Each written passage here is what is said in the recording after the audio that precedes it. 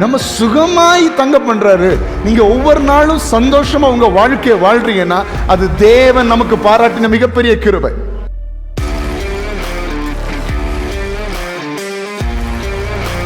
உங்களுக்கு எந்த வியாதி பலவீனம் இல்லாம ஒவ்வொரு நாளும் நான் சந்தோஷமா இருக்கிறேன் அப்படின்னு நீங்க சொல்ல முடியும்னா ஒவ்வொரு நாளும் அவருக்கு தேங்க்ஸ் சொல்லணும். இந்த உலகத்துல நீங்களும் நானும் வாழுகிற நாட்கள் அத்தனை நாட்களும் கர்த்தர் சுகத்தோடு பலத்தோடு வாழ வைப்பாராக. நம்ம ஆண்டவர் மற்றது எல்லாவற்றையும் தராமல் இருப்பது எப்படி என்று சொன்னால் அதுல வியாதியிலிருந்து சுகமும் அடங்கும். எத்தனை பேர் அதை விசுவாசிக்கிறீங்க? எல்லாவற்றையும் அவர் தருவார் அப்படி என்றால் வியாதியிலிருந்து சுகத்தையும் அவர் தருவார். இன்றைக்கு அதை பற்றி தான் நம்ம தியானிக்க போகிறோம். இன்னைக்கு இந்த உலகத்தில் பார்க்கும்போது எல்லாருக்கும் வாழ்க்கையிலும் ஏதோ ஒரு பலவீனம் என்ன செஞ்சிட்டு இருக்குது. அப்படி தானே?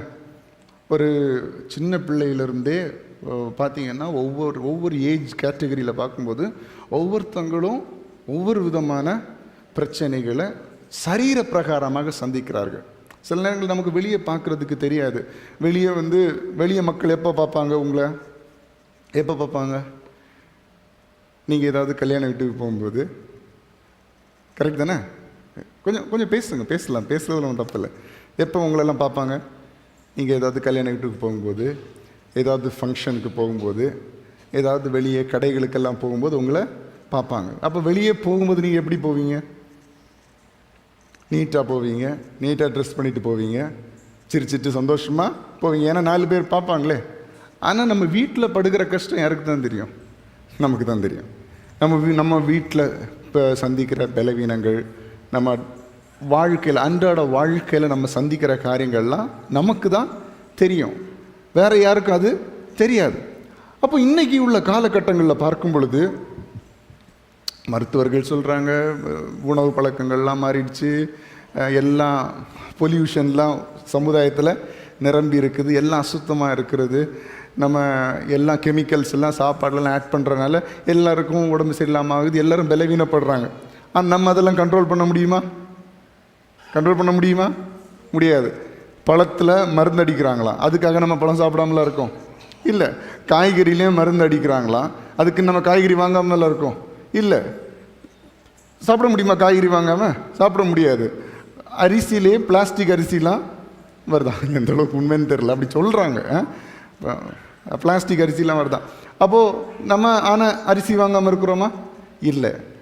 அப்போ அதை நம்ம கண்ட்ரோல் பண்ண முடியாது. அப்போ எல்லாவற்றிலையும் நமக்கு உதவி செய்ய வேண்டியது யாருன்னு பார்த்தா ஆண்டவர் தான். அப்போ ஆண்டவர் சொல்லுகிறார் தம்முடைய சொந்த குமாரன், அதான் ஒரு முறை கொண்ட வசனத்தை வாசிக்கலாம், ரோமர் 8:32, தம்முடைய சொந்த குமாரன் என்றும் பாராமல் நம் எல்லாருக்காகவும் அவரை ஒப்பு கொடுத்தவர் அவரோடு கூட மற்ற எல்லாவற்றையும் நமக்கு அருளாதிருப்பது எப்படி? அப்படின்னா நமக்கு சுகத்தையும் அவர் தருவார். எல்லாரும் சொல்லுங்க, எனக்கு அவர் சுகம் தருவார். எல்லா சத்தமாக சொல்லுங்க, எனக்கு அவர் சுகம் தருவார். நான் எந்த விதத்தில் பலவீனப்பட்டிருக்கிறேனோ எல்லாம் சத்தமாக சொல்லுங்க, அறிக்கை செய்ய. அதுதான் ஆண்டவருடைய நம்பிக்கை அறிக்கை இடுகிறதில் அசைவில்லாமல் உறுதியாக இருக்க வேண்டும். வாக்குத்தத்தம் பண்ணினவர் உண்மை உள்ளவராக இருக்கிறாரு. சொல்லுங்க, ஆண்டவர் என் வாழ்க்கையில் சுகத்தை தருவார். எப்படிப்பட்ட பலவீனமாக இருந்தாலும், எப்படிப்பட்ட கஷ்டமாக இருந்தாலும், எப்படிப்பட்ட வலியாக இருந்தாலும், எப்படிப்பட்ட வியாதியாக இருந்தாலும் கர்த்தர் எனக்கு சுகத்தை தருவார். எல்லாரும் கரங்களை தட்டி ஆண்டவருக்கு மகிமைகளை செலுத்துவோம். ஹல்லேலூயா. ஏன்னா நம்ம சுகப்படுத்துவது அவருடைய சித்தம். எத்தனையோ பேர் ஆண்டுடைய சுகத்தை வாழ்க்கையில் அனுபவித்திருக்கிறார்கள். அதில் நானும் ஒருத்தன். ஆண்டுடைய சுகத்தை நான் நினைச்சிருக்கிறேன், அனுபவித்திருக்கிறேன். நீங்களும் உங்கள் ஒவ்வொருத்தர்கிட்ட கேட்டால் நீங்கள் சொல்வீங்க, ஆண்டவர் இந்தந்த காரியங்கள்லாம் எனக்கு சுகத்தை தந்தாருன்னு. நம்ம ஒவ்வொரு நாளும் யோசிச்சு பாருங்க, எவ்வளோ பணம் இருந்தாலும், எவ்வளோ ஆஸ்தி அந்தஸ்து இருந்தாலும், சரீரத்தில் ஒரு சின்ன வலி இருந்துச்சுன்னா நம்மளால் சந்தோஷமாக இருக்கவே முடியாது. கரெக்ட் தானே? இந்த ஒரு நகம் வெட்டியிருக்கீங்களா நீங்கள்? அதுவும் இப்படி தான் சொல்லுவீங்களா? நகம் வெட்ட மாட்டீங்களா? யாரும் வெட்டியிருக்கீங்களா? வெட்டும்போது கொஞ்சம் மாற்றி வெட்டிட்டா அந்த இடம் என்ன செய்திடும்? ஒரு மாதிரி ஏதோ பழுத்தது மாதிரி ஆகிடும். சரியா? அந்த வலியை வச்சுட்டு நம்மளால் நிம்மதியாக இருக்க முடியுமா? அந்த இந்த கார்னரில் நமக்கு வலிக்கும். அந்த வலியை வச்சு நம்மளால் நிம்மதியாக இருக்க முடியுமா? முடியாது. சிலர் சொல்லுவாங்க நகைச்சுத்துன்னு ஒன்று வரும் காலில், அது ஒரு சைடில் பழுத்தது மாதிரி இருக்கும். அந்த வலியை வச்சு நம்மளால் இருக்க முடியுமா? அதை வச்சு லைட்டாக தட்டுப்பட்டால் போதும், சுகமாக இருக்கும். அனுபவிச்சவங்களுக்கு தெரியும். அப்போ ஒரு சின்ன ஒரு வலி, சின்ன ஒரு புண்ணு, சின்ன ஒரு காயம், சின்ன ஒரு வேதனை இருந்தாலே நம்ம எவ்வளோ பெரிய பணக்காரனாக இருந்தாலும் அதை வச்சுட்டு ஒன்றுமே பண்ண முடியாது. நமக்கு வலி தாங்கும், நிம்மதியே இருக்காது, நிம்மதியே போயிடும். ஒரு சின்ன காய்ச்சல் வந்தால் யோசிச்சு பாருங்க, சின்ன ஒரு ஜலதோஷம் வந்தால் யோசிச்சு பாருங்க, எவ்வளோ பெரிய ஆளாக இருந்தாலும் என்ன சந்தோஷமாக இருந்தாலும் நம்மளால் நிம்மதியாக இருக்க முடியுமா? முடியாது. அப்போ நம்ம சுகமாய் தங்க பண்றாரு. நீங்க ஒவ்வொரு நாளும் சந்தோஷமா உங்க வாழ்க்கையை வாழ்றீங்கன்னா அது தேவன் நமக்கு பாராட்டின மிகப்பெரிய கிருபை. ஹல்லேலூயா. உங்களுக்கு எந்த வியாதி பலவீனம் இல்லாம ஒவ்வொரு நாளும் நான் சந்தோஷமா இருக்கிறேன் அப்படின்னு நீங்க சொல்ல முடியும்னா ஒவ்வொரு நாளும் அவருக்கு தேங்க்ஸ் சொல்லணும். 2 கையெடுத்து கும்பிட்டு ஏசப்பா நன்றின்னு என்ன செய்யணும்? சொல்றது சரிதானே? நம்ம சில நேரங்களில் அதெல்லாம் நம்ம பெருசாக நினைக்க மாட்டோம். நம்ம வேற ஒவ்வொரு நாள் நீங்கள் சுகமாக படுத்து தூங்குறீங்களா, சரீரத்தில் வலி இல்லாமல் இருக்கிறீங்களா, ஏசப்பா கோடி நன்றி முதல்ல. ஹல்லேலூயா. ஒருவேளை இந்த வார்த்தையை கேட்டுக்கொண்டிருக்கிற நீங்கள் யாராவது ஏதாவது சரீர பிரகாரமான வேதனைகளில், ஏதாவது பலவீனங்களில், ஏதாவது வியாதிகளில் இருப்பீர்களானால் விசுவாசிகள், கர்த்தர் உங்களை சுகப்படுத்துவார், கர்த்தர் உங்களை பலப்படுத்துவார், உங்களுடைய படுக்கையை அவர் மாற்றி போடுவார், உங்களுடைய வியாதிகளை அவர் மாற்றி போடுவார். அவருடைய தழும்புகளினால் நாங்கள் சுகமாகிறோம். என் தேவன் ஜீவிக்கிறார், இயேசு ஜீவிக்கிறார். இயேசு இந்த உலகத்தில் மனுஷனாக வாழ்ந்த காலத்தில் எவ்வளவு அற்புதம் செய்தாரோ அதை விட 1000 மடங்கு அதிகமாய் இன்றைக்கு நம்மத்தில் அவர் அற்புதங்களை செய்ய வல்லமையுள்ளவராக இருக்கிறார். உங்களுடைய குடும்பங்களில் அற்புதங்களை செய்ய வல்லமையுள்ளவராக இருக்கிறார். உங்க குடும்பங்களில் வியாதிப்பட்ட மனிதர்கள் யாராவது இருக்கிறாங்கன்னு சொன்னால் இன்னைக்கு ஜெபம் பண்ண ஆரம்பிங்க. என் இயேசு கிறிஸ்துவின் இரத்தம் அவர்களை பாவத்தை மன்னித்து அவர்களை சுகப்படுத்தும். அவருடைய வியாதி பலவீனங்களை அது மாற்றி போடும். அவர் ஜீவிக்கிற ஆண்டவர். ஹல்லேலூயா. அப்போ முதல்ல நம்ம ஆண்டவர் வியாதிகளை சுகமாக்குவார், நம்முடைய பலவீனங்களை மாற்றுவார் என்ற நம்பிக்கை நமக்கு அதிகமாக வர வேண்டும். எல்லாம் சொல்லுங்க, ஆண்டவர் என்னை சுகமாக்குவார் என்ற விசுவாசம், என்ற நம்பிக்கை எனக்குள்ள முதல்ல வரணும். சரியா? அப்போ அதுக்கு அந்த நம்பிக்கை வருவதற்கு சில வசனங்களை நான் உங்களுக்கு சொல்ல போகிறேன். எல்லாம் வேகமாக எடுத்து வாசிக்கணும். சரியா? ஆண்டவர் சுகப்படுத்துவார் அப்படின்னு வசனத்திலே நமக்கு சொல்லியிருக்கிறார், சுகத்தை தருவேன்னு சொல்லியிருக்கிறார். அப்படிப்பட்ட கொஞ்சம் வசனங்களை தான் நான் எனக்கு எடுத்திருக்கிறேன். அதை வேகமாக நம்ம வாசிக்கலாம். முதலாவது யாத்திராகமம் 15ஆம் அதிகாரம் அதனுடைய 26ஆம் வசனம். எடுத்தவங்க சத்தமாக வாசிங்க வேகமாக. யாத்திராகமம் 15 அதனுடைய 26. நீ உன் தேவனாகிய கர்த்தரின் சத்தத்தை கவனமாய் கேட்டு அவர் பார்வைக்கு செம்மையானவைகளை செய்து அவர் கட்டளைகளுக்கு செவி கொடுத்து அவருடைய நியமங்கள் யாவையும் கை கொண்டால் நான் எகிப்தியருக்கு வரப்பண்ணின வியாதிகளில் ஒன்றையும் உனக்கு வரப்பண்ணேன். நானே உன் பரிகாரியாகிய கர்த்தர். எல்லாரும் கரங்களை தட்டி அவனுக்கு மகிமையை செலுத்துவோம். ஹல்லேலூயா. அப்போ முதல்ல இந்த நீ உன் தேவனாகி கர்த்தரின் சத்தத்தை கவனமாய் கேட்டு அவர் பார்வைக்கு செம்மையானவைகளை செய்து அவர் கட்டளைகளுக்கு செவி கொடுத்து அவருடைய நியமங்கள் யாவையும் கை. முதல்ல பார்த்த காரியத்துக்குள்ள அடங்கும். என்ன காரியம்? இயேசுவை ஏற்றுக்கொள்ளுது. புரிஞ்சுக்கிட்டீங்களா? இயேசுவை ஏற்றுக்கொண்ட உடனே சகையனுடைய வாழ்க்கையில பாவங்கள்லாம் என்ன செஞ்சிச்சு? மாறுச்சு. அநியாயமாக வாங்கின எல்லாவற்றையும் திரும்ப கொடுத்துட்டான். அவன் வீட்டில் ரட்சிப்பு வந்தது. அப்போ இயேசுவை ஏற்றுக்கொண்டாலே, உங்க இருதயத்தில் நீங்க ஏற்றுக்கொண்டாலே நீங்கள் கர்த்தரின் சத்தத்தை கவனமாய் கேட்பீர்கள். சரியா? 2, அவர் பார்வைக்கு செம்மையானவைகளை செய்வீர்கள். 3, அவர் கட்டளைகளுக்கு செவி கொடுப்பீர்கள். 4, அவருடைய நியமங்கள் யாவையும் கை கொள்ளுவீர்கள். இயேசு உங்க இருதயத்தில் வந்தாலே இதெல்லாம் தானா என்ன செய்யும்? நடக்கும். புரியுதா உங்களுக்கு? ஒரு பரிசுத்த தேவன் உங்க வாழ்க்கையில வந்தா சுத்தம் என்கிறது தானா வர்ற ஒரு ரிசல்ட். நீங்க முயற்சி செய்யாமலே சில நேரங்களில் தானா என்ன செய்யும்? உங்க வாழ்க்கையில வரும். நீங்க ஆண்டவரை ஏற்றுக்கொண்டிருப்பீங்க, அது வரைக்கும் நீங்க ரொம்ப கோபக்காரங்களா இருப்பீங்க. அப்புறம் கோபம் என்ன செய்யாது? சீரியஸ்லி அது எப்படி மாறும்? எனக்கு ஜென்ம சுபாவமாக அது எப்படி மாறும்? மாறும். ஆண்டவரே அதை என்ன செய்வார்? மாற்றுவார். அப்போது ஆண்டவரை உள்ள ஏற்றுக்கொண்டாலே இந்த காரியங்கள் எல்லாம் மாறும் பொழுது, நான் எகிப்தியருக்கு வர பண்ணின வியாதிகளில் ஒன்றையும் உனக்கு வர பண்ணி. எத்தனை பேர் இன்னைக்கு இதை விசுவாசிக்கிறீங்க இந்த வசனத்தை? எகிப்தியருக்கு வர பண்ணின எந்த வியாதியையும் பலவீனத்தையும் ஆண்டவர் என் வாழ்க்கையில் தர மாட்டார். நான் கர்த்தருடைய பிள்ளை. சரியா? அடுத்தது யாத்திராகமம் 23:25. 23:25.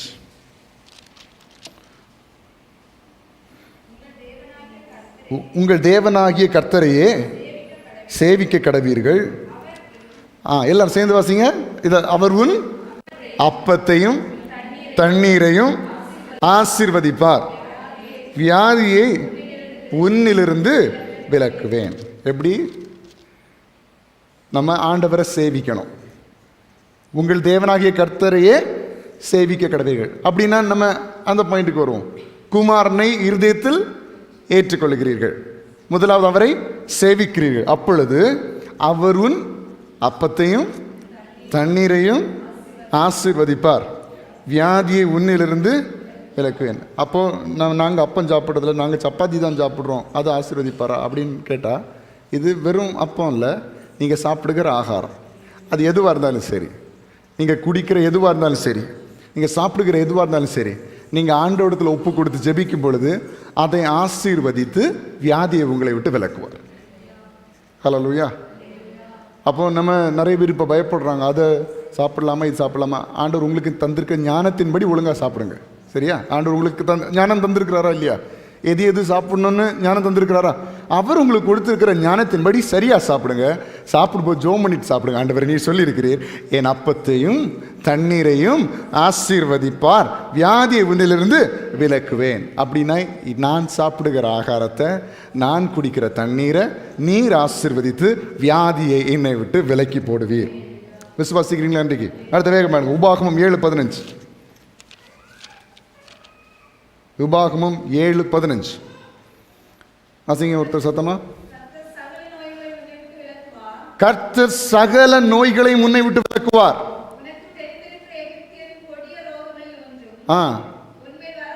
உன்மேல் வர பண்ணாமல் உன்னை பகைக்கிற யாவர் மேலும் அவைகளை வரப்படும். நம்மை பகைக்கிறவங்க ஆண்டவர் பார்த்துக்கொள்வோம், அதை விடுவோம். முதல் வார்த்தை வாசிங்க. கர்த்தர் சகல நோய்களையும் முன்னை விட்டு விலக்குவார். பக்கத்தில் பார்த்து சொல்லுங்க, கர்த்தர் சகல நோய்களையும் உங்களை விட்டு விலக்குவார். விசுவாசிக்கிறீங்களா நீங்க? இப்போ இந்த நோய் மாறுமா அப்படி கேட்கக்கூடாது. இதில் என்ன போட்டிருக்கு? சகல.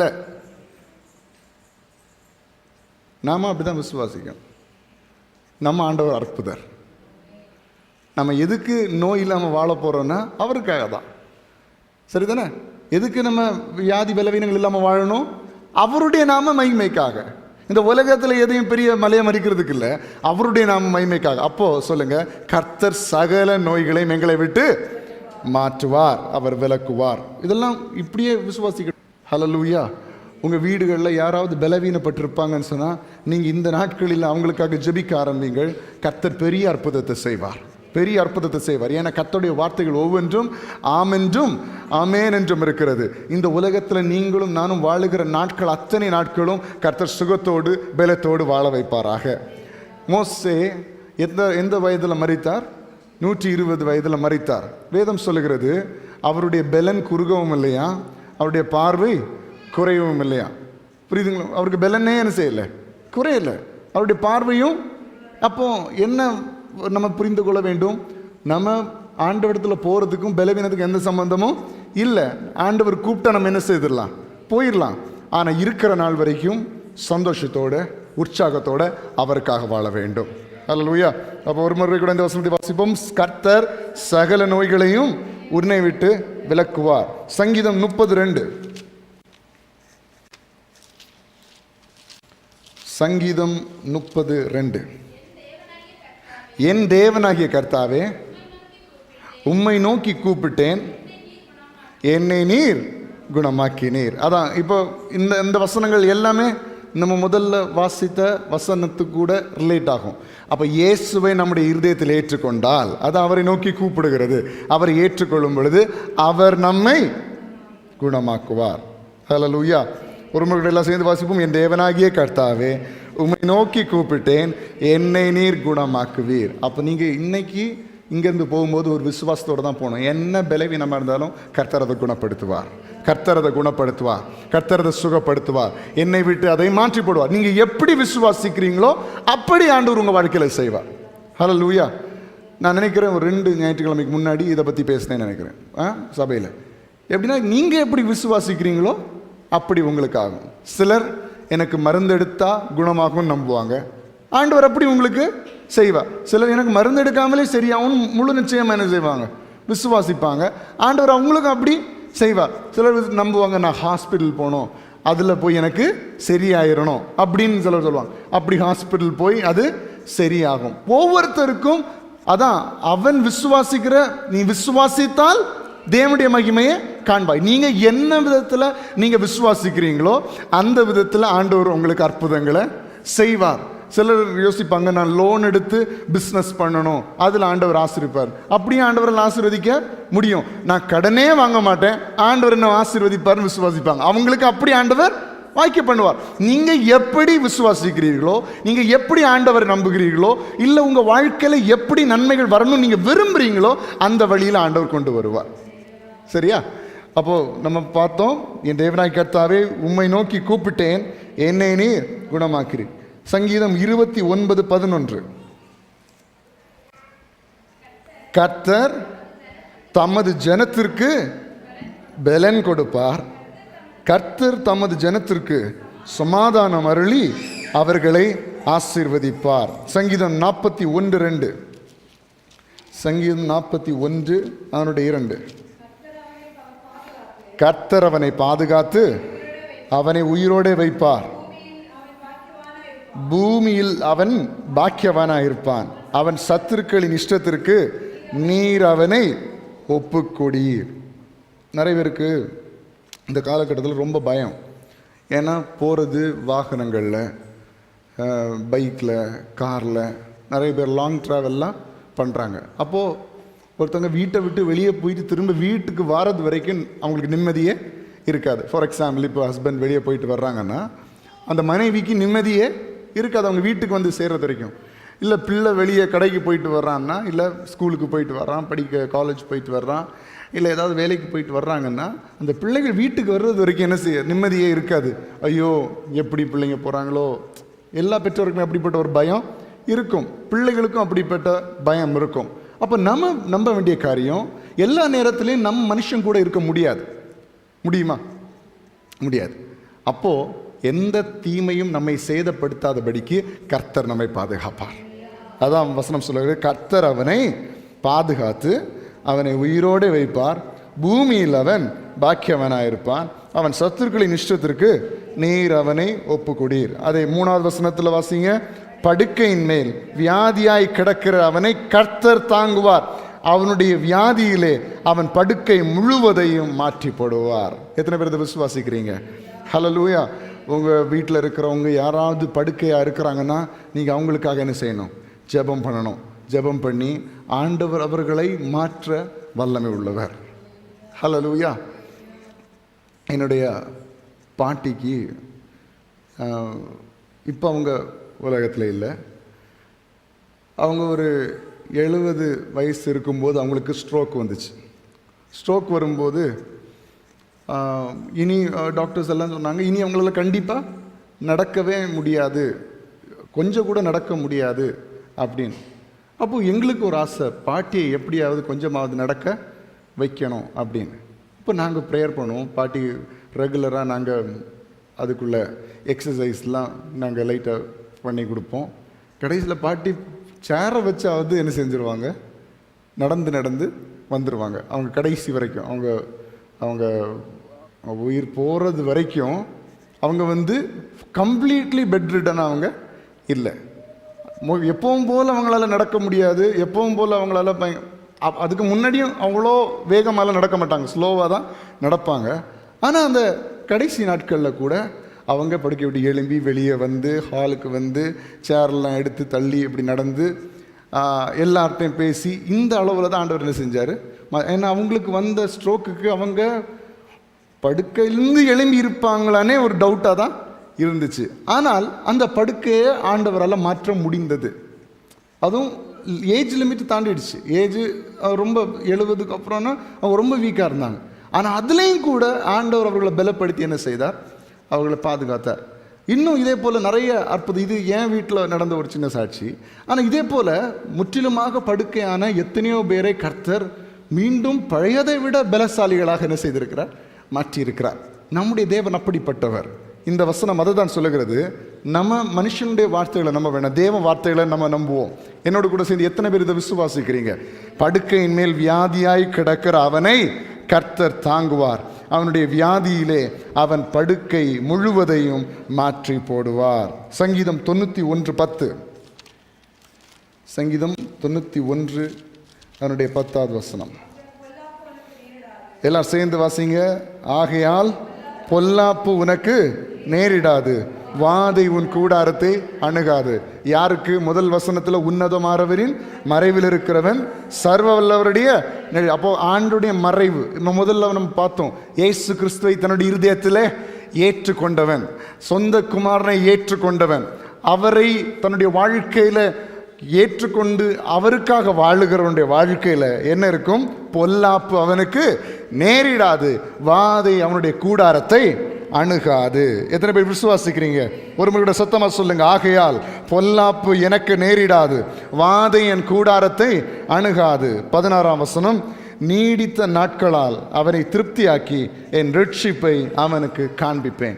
நீடித்த நாட்கள்னா என்ன? நீங்க விரும்புறது வரைக்கும். எல்லாம் சொல்லுங்க, நீங்க விரும்புறது வரைக்கும். அதான் நீடித்த நாட்கள்.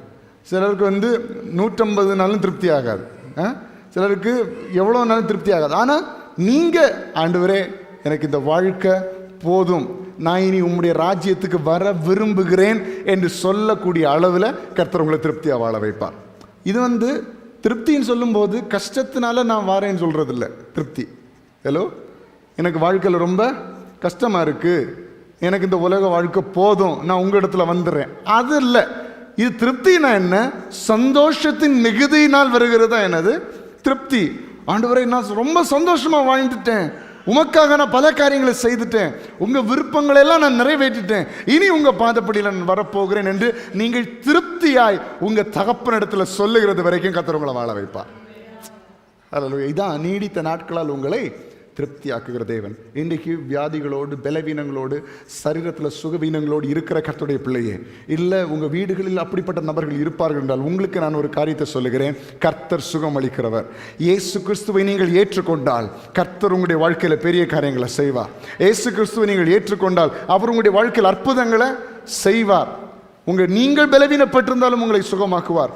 உங்களை சார்ந்த யாராவது பலவீனப்பட்டிருந்தாலும் கர்த்தர் அதை சுகமாக்குவார்.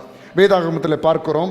லூக்கா 8ஆம் அதிகாரம் அதனுடைய 41ஆம் வசனத்திலிருந்து 55ஆம் வசனம் வரைக்கும் பார்க்கும் பொழுது எவீரு என்கிற ஒரு ஜப ஆலய தலைவனுடைய வாழ்க்கையை பற்றி நம்ம பார்க்கிறோம். உங்கள் அநேகருக்கு இந்த சம்பவங்கள் தெரிந்திருக்கும். லூக்கா 8ஆம் அதிகாரம் அதனுடைய 41ஆம் வசனத்திலிருந்து 55ஆம் வசனம் வரைக்கும் இதில் பார்க்கும் பொழுது தன்னுடைய மகள் மரண அவஸ்தையாக இருக்கிறாள் என்று சொல்லி இயேசுவை பார்க்கும்படியாக இந்த எவீரு என்கிற மனுஷன் ஓடோடி வருகிறான். ஓடோடி வரும் பொழுது ஜனக்கூட்டம் அதிகமாக இருக்கிறது. இங்கே எவீருடைய வீட்டிற்கு இயேசு வருவதற்கு தாமதமாகி கொண்டிருக்கிறது. தாமதமாகிற நேரத்தில் அநேக காரணங்களினால ஆண்டவர் வர்றதுக்கு தாமதமாகிறது. ஒரு குறிப்பிட்ட நேரம் வந்த பொழுது அங்கே அவனுக்கு வீட்டிலிருந்து ஒரு செய்தி வருகிறது.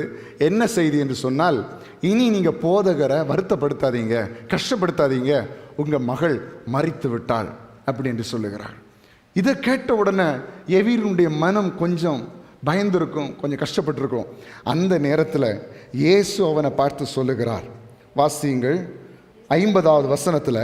இயேசு அதை கேட்டு பயப்படாதே, விசுவாசம் உள்ளவனாயிரு, அப்பொழுது அவள் ரட்சிக்கப்படுவாள் என்றான். அல்லேலூயா. இப்போ இவ்வளோ நேரம் நம்பிக்கையோடு இருந்தான், இயேசுவை ஏற்றுக்கொண்டான். ஆனால் இப்படி ஒரு கொடிய ஒரு துர்ச்செய்தியை கேட்கும் பொழுது அவன் மனசு கொஞ்சம் கஷ்டப்படுது. அந்த நேரத்தில் இயேசு பார்த்து சொல்ல, பயப்படாத, நான் உன் கூட தான் இருக்கிறேன், நான் உன் கூட தான் இருக்கிறேன் என்று சொல்லுகிறார்.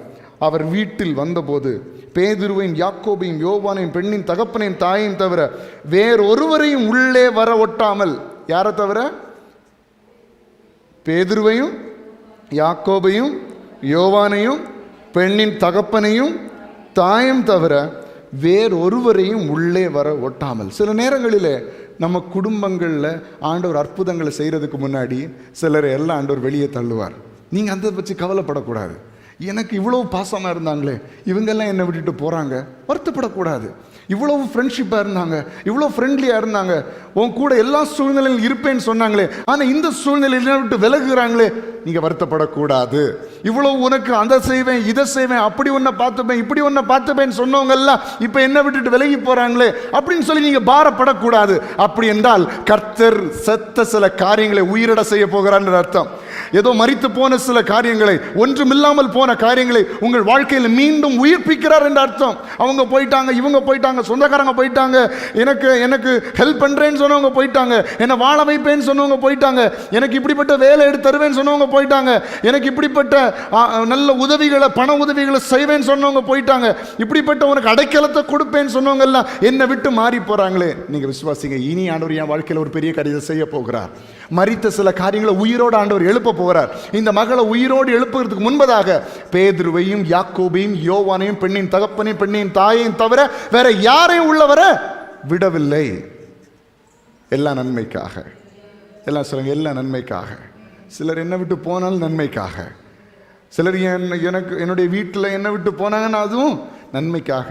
ஆண்டவர் இன்னும் பெரிய நோக்கத்தை வச்சிருக்கிறார், இன்னும் பெரிய திட்டத்தை அவர் வைத்திருக்கிறார். அதை அவர் 100% நிறைவேற்றுவார். எல்லோரும் அழுது அவளை குறித்து துக்கம் கொண்டாடுகிறதை கண்டு அழாதேங்கள், அவள் மரித்து போகவில்லை, நித்திரையாக இருக்கிறாள் என்றார். அவள் மரித்து போனாள் என்று அவர்கள் அறிந்ததினால் அவரை பார்த்து நகைத்தார்கள். இப்படிப்பட்ட மனிதர்களை ஆண்டவர் அற்புதம் செய்கிற இடத்துல வைக்க மாட்டார்.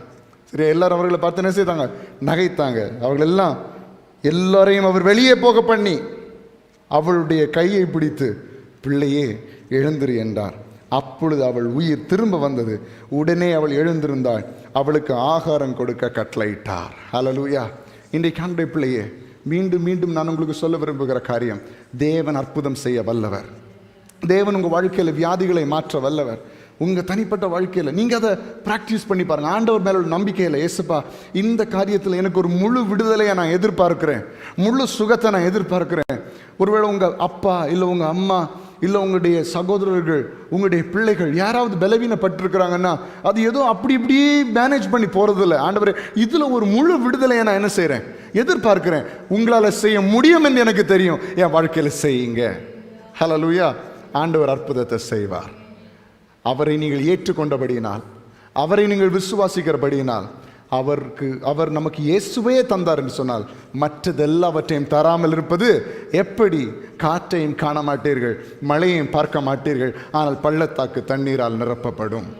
எப்படி சுகம் வந்ததுன்னு நமக்கு தெரியாது, எப்படி இந்த பலவீனம் மாறினதுன்னு நமக்கு தெரியாது, எப்படி இந்த கஷ்டங்கள் மாறினது, எப்படி இந்த வலிகள் மாறினது, எப்படி இந்த டாக்டர்ஸ் ரிப்போர்ட் மாறினது என்று நமக்கு தெரியாது. கர்த்தர் நமக்காக யாவையும் செய்து முடிப்பார், நமக்காக யாவையும் செய்து முடிப்பார். ஹல்லேலூயா. முன்பிருந்த டாக்டர்ஸ் ரிப்போர்ட்டை ஆண்டவர் நேரம் மாற்றி எழுத வைப்பார். ஏனென்றால் எந்த மருந்து எடுக்காமல் கர்த்தரால் கிரியை செய்ய முடியும். எந்த மருந்து எடுக்காம, எந்த மனுஷனுடைய உதவியும் இல்லாமல் ஆண்டவரால் கிரியை செய்ய முடியும். அவர் எல்லாவற்றையும் செய்ய வல்லவர். மருந்து எடுக்காமலும் அற்புதம் செய்ய முடியும், மருந்து எடுத்தாலும் அற்புதம் செய்ய அவரால் முடியும். அதே தான் எசேக்கியா ராஜாவுடைய வாழ்க்கையில் பார்க்கிறோம். ஏசாயா தீர்க்கதரிசி அந்த முற்றத்தை தாண்டுவதற்கு முன்பதாகவே ஆண்டவர் மறுபடியும் சொல்லுகிறார், அவனுக்கு 15 வருஷத்தை நான் கூட்டி கொடுக்கிறேன். அப்போ ஒரு மருந்து ஆண்டவர் கட்டளை எடுக்கிறார். அந்த மருந்தை அவன் போடும் பொழுது அந்த எசேக்கியா ராஜாவுக்கு மீண்டும் வருஷங்களை, ஆயுஷ் நாட்களை கூட்டி கொடுக்கிறார். அப்போ என்ன வேணாலும் ஆண்டவர் செய்ய முடியும். உங்கள் வாழ்க்கையில் ஆண்டவர் எதை செய்ய சித்தம் வைத்திருக்கிறாரோ அதை 100% நிறைவேற்றுவாராக.